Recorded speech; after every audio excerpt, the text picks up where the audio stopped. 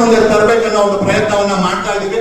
ಅದರ ಒಂದು ಸಂಕೇತವೇ ಈ ಒಂದು ಪ್ರಶ್ನೆಯಲ್ಲಿ ಒಂದು ಚಿಕ್ಕದಾಗಿ ನಾವು ಯಾರಿಗೂ ಜನ ಒಂದು ಬದಲಾವಣೆ ಬೇಕಾಗಿದೆ. ಅದು ನನಗೋಸ್ಕರ ಅಂತೂ ಅಲ್ಲ, ಬದಲಾವಣೆ ಕರ್ನಾಟಕದಲ್ಲಿ ಬೇಕಾಗಿದೆ. ರೈತರ ಆತ್ಮಹತ್ಯೆಗಳಾಗಿರ್ಬೋದು, 41,000 ಕೆರೆ ಇದೆ. 40 ವರ್ಷದಲ್ಲಿ ಇವ್ರು ಯಾರು ಕೂಡ ಓಡೆತ್ತಿಲ್ಲ. ರೈತರು ಪಂಜಾಬ್ ಅಲ್ಲಿ ರೈತರು BMW ಕಾರಲ್ಲಿ ಓಡಾಡ್ತಾರೆ. ಕರ್ನಾಟಕದಲ್ಲಿ ಒಬ್ಬ ರೈತ BMW ಕಾರಲ್ಲಿ ಅಥವಾ ಒಂದು ಸಣ್ಣ ಗಾಡಿ ಓಡಾಡಿದ್ದು ನಾವು ನೋಡಿಲ್ಲ. ಕರ್ನಾಟಕದಲ್ಲಿ 45,000 ಶಾಲೆಗಳಿದೆ.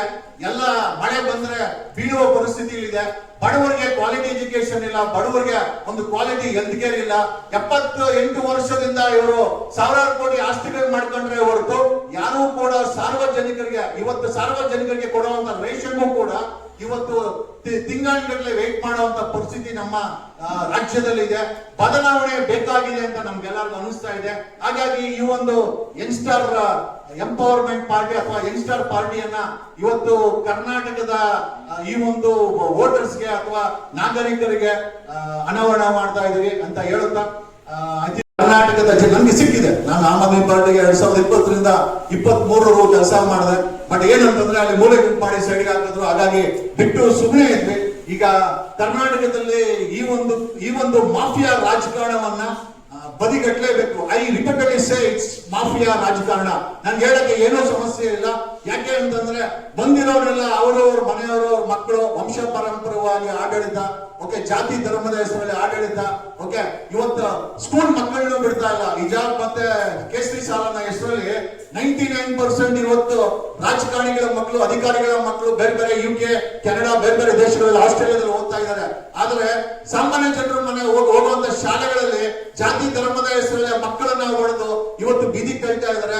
ವಿ ವಾಂಟ್, ಓಕೆ, ಭ್ರಷ್ಟಾಚಾರ ಮುಕ್ತ ಕರ್ನಾಟಕ ಬೇಕಾಗಿದೆ.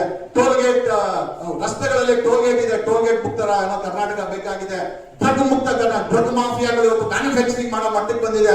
ಡ್ರಗ್ಗಳಿಂದ ರೇಪ್ಗಳು ಜಾಸ್ತಿ ಆಗ್ತಾ ಇದೆ. ವಿ ವಾಂಟ್ ಡ್ರಗ್ ಮುಕ್ತ ಕರ್ನಾಟಕದಲ್ಲಿ ಬೇಕಾಗಿದೆ. ಆಮೇಲೆ ಇವತ್ತು ಲೂಟಿ ಮಾಡುವಂತ ರಾಜಕಾರಣಿಗಳಾಗಿರ್ಬೋದು, ಅಧಿಕಾರಿಗಳಾಗಿರ್ಬೋದು, ಭ್ರಷ್ಟಾಚಾರ ಮುಕ್ತ ಕರ್ನಾಟಕ ನಮ್ಗೆ ಬೇಕಾಗಿದೆ. ಹಾಗಾಗಿ ಒಂದು ಲೆಕ್ಕಾಚಾರ ಬೇಕಾಗಿದೆ. ಇವತ್ತಿನ ರಾಜಕೀಯದಲ್ಲಿ ಒಂದಷ್ಟು ನವಚೇತನಗಳು ದಮ್ಮು ತಾಕತ್ತಿನವ್ರಿಗೆ ಒಂದು ಪ್ಲಾಟ್ಫಾರ್ಮ್ ಬೇಕಾಗಿದೆ.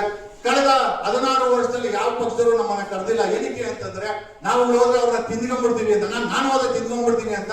ಹಂಗಾಗಿ ನಾನೇ ಒಂದು ಪಕ್ಷವನ್ನ ಜನರ ಮುಂದೆ ತಗೊಂಡಾಗಿ ನಮ್ಮಂತ ಅಂದ್ರೆ ಈ ಯಾವ ಪಕ್ಷದಲ್ಲಿ ಯಾರನ್ನ ಕರೆಯಲ್ಲ ಅಂತವ್ರಿಗೆ ಈ ನಮ್ಮ ಪಕ್ಷಕ್ಕೆ ಕರ್ಕೊಂಡ್ಬಂದು ಸಾಮಾನ್ಯ ಜನರನ್ನ ನಿಲ್ಸಿ, ಬರೀ ನಿಲ್ಸೋದಲ್ಲ, ನಾನು ಇವತ್ತು ಆಲ್ಟರ್ನೇಟಿವ್ ಆಗಿ KRS ಪಕ್ಷ, ಪ್ರಜಾಕೀಯ ಎರಡೂ ಇದೆ. ನಾವೇನು ಅವ್ರನ್ನ ತಳ್ಳಾಗ್ತಾ ಇಲ್ಲ. ಬಟ್ ಬಡವರ ಮಕ್ಕಳನ್ನ ತಗೊಂಡ್ಬಂದು ಚುನಾವಣೆ ನಿಲ್ಲಿಸಿ 200-300 ಓಟ್ ತಗೊಂಡ್ರೆ ಬದಲಾವಣೆ ಆಗಲ್ಲ. ಗೆಲ್ಲಿಸಿದಾಗ ಮಾತ್ರ, ಈ ಕರ್ನಾಟಕದಲ್ಲಿ ಗೆದ್ದಾಗ ಮಾತ್ರ ಬದಲಾವಣೆ ಆಗುತ್ತೆ. ಯಾವ ರೀತಿ TVK ಜೋಸೆಫ್ ವಿಜಯ್ ಅವರು ಒಂದು ಬಿರುಗಾಳಿಯ ಪರಿಸಿ ಗೆದ್ಕೊಂಡ್ಬಂದ್ರು, ಪ್ರಯತ್ನ ಮಾಡ್ತೀವಿ. ಆಗುತ್ತೆ ಬಿಡುತ್ತೆ ನಾವು ಹೇಳಲಿಕ್ಕಾಗಲ್ಲ, ಮುಂದಿನ ಭವಿಷ್ಯ ನಾವು ಹೇಳಲಿಕ್ಕಾಗಲ್ಲ. ಬಟ್ ಡೆಫಿನೆಟ್ಲಿ 2028ಕ್ಕೆ 3 ಪಕ್ಷಗಳ ನಿದ್ರೆಯನ್ನ ಖಂಡಿತವಾಗಿ ಕೆಡಿಸ್ತೀವಿ. ಯುವಚೇತನವನ್ನ, ಈ ನವ ಯುವಕರನ್ನ, ಯುವತಿಯರನ್ನ ಮತ್ತೆ ಒಂದು ಸ್ವಚ್ಛ ರಾಜಕೀಯ ಮಾಡ್ಕೊಳ್ಳಿಕ್ಕೆ ಈ ಮಾಫಿಯಾ ರಾಜಕಾರಣದ ವಿರುದ್ಧ ತಂದೆ ತರ್ತೀವಿ. 2 ವರ್ಷ ಸಮಯ ಇದೆ. GBA ಚುನಾವಣೆಗಳಿದೆ. GBA ಚುನಾವಣೆ ಆಗಿರ್ಬೋದು. ಡೆಫಿನೆಟ್ಲಿ ಕಾಂಗ್ರೆಸ್ ಪಕ್ಷ GBA ಚುನಾವಣೆಗೆ ಟಿಕೆಟ್ ಬೇಕು ಅಂದ್ರೆ 50,000 ಕೇಳ್ತಾರೆ. ಸಾಮಾನ್ಯ ಜನರ ಹತ್ರ 50,000 ಅಲ್ಲ, 50 ರೂಪಾಯಿ ಕೂಡ ಕೆಲವೊಂದು ಟೈಮ್ ಗತಿ ಇರಲ್ಲ. ಹಂಗಂದ್ರೆ ದುಡ್ಡಿಲ್ದವನು ಯಾವುದೇ ಅಂದ್ರೆ ನೈತಿಕ ಮೌಲ್ಯ ಏನಂತಂದ್ರೆ ಕೋಟ್ಯಾಂತರ ರೂಪಾಯಿ ಬೇಕಾಗಿದೆ ಅಂತ. ಇವನ್ JDS ಪಕ್ಷನೂ ಅಷ್ಟೇ MLC ಗೆ ನಿಂತ್ಕೊಂಡಿರೋದು 147 ಕೋಟಿ ಡಿಕ್ಲೇರ್ ಮಾಡಿರುವಂತ ಗೋವಿಂದರಾಜು ಅಂತವ್ರನ್ನ ಕೋಟ್ಯಾಂತರ ರೂಪಾಯಿ ದುಡ್ಡಿದ್ದು ನಿಮ್ಮಪ್ಪ ರಾಜಕೀಯದಲ್ಲಿದ್ದನೋ MP ನೋ MLC ಆಗಿದ್ರೆ ಇವತ್ತು ನಮ್ಗೆ ಜಾಗ ಇದೆ. ನಮ್ ತರ ಯಾವುದೇ ಬ್ಯಾಕ್ ಗ್ರೌಂಡ್ ಇಲ್ಲ ಅಂತಂದ್ರೆ ರಾಜಕೀಯದಲ್ಲಿ, ವಿಧಾನಸೌಧದಲ್ಲಿ ಯಾವುದೇ ಜಾಗ ಇಲ್ಲ ಅನ್ನೋದು ಇವತ್ತಿನ ಮಾಫಿಯಾ ರಾಜಕಾರಣಿಗಳ ಒಂದು ದಿಟ್ಟ ಸೂಚನೆ ಆಗಿದೆ. ಹಾಗಾಗಿ ಬಡವರ ಮಕ್ಕಳು, ಸಾಮಾನ್ಯ ಜನರ ಮಕ್ಕಳು MLA ಗೆ ಬರಬೇಕು. ಜನ ಓಟ್ ಹಾಕ್ತಾರೆ. ಆ ರೀತಿಯ ಒಂದು ಸಂಘಟನೆ ನಾವು ಮಾಡ್ತೀವಿ. Definitely we are going to constitute across Karnataka ಒಂದು ದೊಡ್ಡ ಈ ಸಂಘಟನೆಯನ್ನ ಮಾಡ್ತೀವಿ. ಹಳ್ಳಿಯಾಗಿರ್ಬೋದು, ಜಿಲ್ಲೆಯಲ್ಲಾಗಿರ್ಬೋದು, ಇದನ್ನ ಮಾಡ್ತೀವಿ. ಜನರು ನಮ್ ಜೊತೆ ಸಪೋರ್ಟ್ ಕೊಡ್ತಾರೆ. ಇವತ್ತಾನೆ ಕಂಡ್ಬಿಡ್ತಾ ಇದೀವಿ. ಇವತ್ತು ಒಂದು ರೀತಿಯ ಹೊಸ ಒಟ್ಟನ್ನ ಈ ಒಂದು ಐ ಥಿಂಕ್ ಯಂಗ್ಸ್ಟರ್ ಪಾರ್ಟಿಯ ಮೂಲಕ ಒಂದು ಹೊಸ ರಾಜಕೀಯ ಚಳವಳಿಯನ್ನ ತರ್ತಾ ಇದ್ದೀವಿ.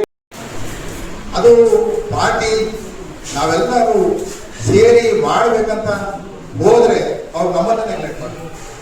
ಆದ್ರಿಂದ ಬೆಂಗಳೂರು ಪ್ರೆಸ್ ಕ್ಲಬ್ನಲ್ಲಿ ಇವತ್ತೇನು ಯಂಗ್ ಸ್ಟಾರ್ ಪಾರ್ಟಿಯನ್ನ ಇವತ್ತು ನಮ್ಮ ನಾನು ಅವ್ರಿಗೆ ಬಾಸ್ ಅಂತ ಹೇಳಿ ಬಂದಿದ್ದೇನೆ.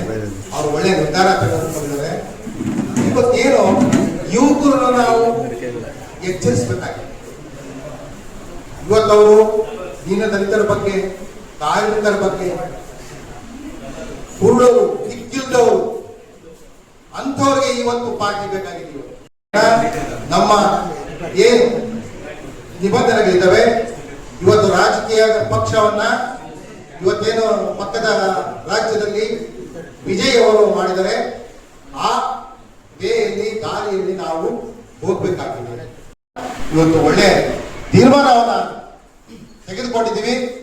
ನಮ್ಮ ಜಗದೀಶ್ ಸಾಹೇಬರ ಸಾರಥಿಯಲ್ಲಿ ಅವರ ಒಂದು ಏನು ಧ್ಯೇಯೋದ್ದೇಶಗಳಿದ್ದಾವೆ, ಅವರ ಮಾರ್ಗದರ್ಶನದಲ್ಲಿ ಈ YEP ಪಾರ್ಟಿಯನ್ನ ತುಂಬಾ 2 ವರ್ಷದಲ್ಲಿ ಮೂಲೆಯಲ್ಲಿ ಇದನ್ನ ಪ್ರಚಾರ ಮಾಡಿ ವಿಧಾನಸಭೆ ಮೊನ್ನೆ ಕಲ್ಕತ್ತಾದಲ್ಲಿ ಮುಸ್ಲಿಂ MLA ಆಗಿ ಮಂತ್ರಿ ಆಗಿದ್ದಾರೆ.